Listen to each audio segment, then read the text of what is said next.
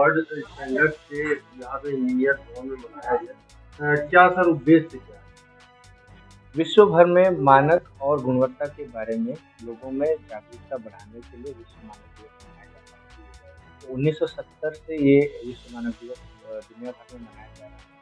14 अक्टूबर को हम इसलिए मनाते हैं कि 14 अक्टूबर को इंटरनेशनल ऑर्गेनाइजेशन ऑफ स्टैंडर्डाइजेशन 14 अक्टूबर 1946 को 25 देश के प्रतिनिधित्व के साथ ये निर्णय लिया गया कि अंतर्राष्ट्रीय मानकीकरण संस्थान का गठन किया जाए।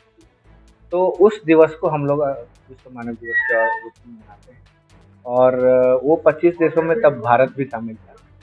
तो मानक और मानकीकरण के बारे में और उसका समाज को क्या लाभ मिल सकता है, उसके बारे में लोगों में जागरूकता बढ़ाने के लिए।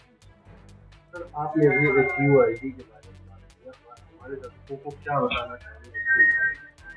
BIS केयर ऐप आप डाउनलोड करिए और ज्वेलरी खरीद के समय उसके ऊपर जो लेजर मार्क से HUID अंकित होता है उसकी जेन्युइननेस आप BIS केयर ऐप से जरूर चेक करिए और उसके बाद उसको सोने की प्योरिटी को कैसे किया जाए? जब वो HUID लग रहा है तो एक थर्ड पार्टी सर्टिफिकेशन उसके ऊपर है, तो उसको आप विश्वास कर सकते हैं। अगर आप प्योरिटी चेक करना चाहते हैं तो एक वो फायर एसे मेथड है जो कि एक डिस्ट्रक्टिव टेस्टिंग है। एक बार उसमें आप सोना गल जाता है तो फिर आपको वो आर्टिकल उस रूप में नहीं मिलेगा।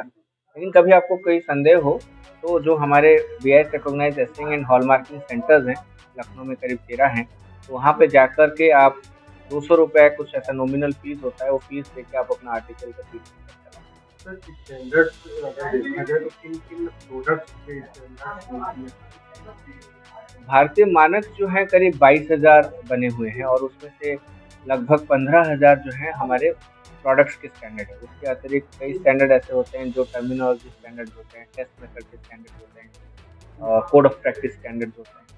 तो 15,000 के करीब उत्पादों पर स्टैंडर्ड हैं जो civil engineering, mechanical, textile, chemical, petroleum, coal, metallurgy सारे डिसिप्लिन को कवर करते हैं। अब नए सिरे से अब आयुष में भी स्टैंडर्डाइजेशन की शुरुआत स्टैंडर्ड्स डे के अवसर पर क्या कहना चाहेंगे, ग्राहकों से क्या अपील करेंगे?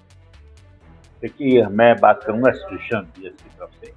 इंस्टीट्यूशन ऑफ इंजीनियर्स इंडिया 103 वर्ष पुरानी संस्था है और हम लोगों ने कुछ स्टैट्यूटरी डेज हम लोग मनाते हैं जो साल में 9 है। एक और ऐड हुआ है मरीन इंजीनियरिंग का, एक स्पेशल डेट्स हैं, उस डेट पर हम उसके संबंधित कोई ना कोई फंक्शन करते हैं और जो उसके एक्सपर्टीज होते हैं उनको बुलाते हैं और लेक्चर देते हैं।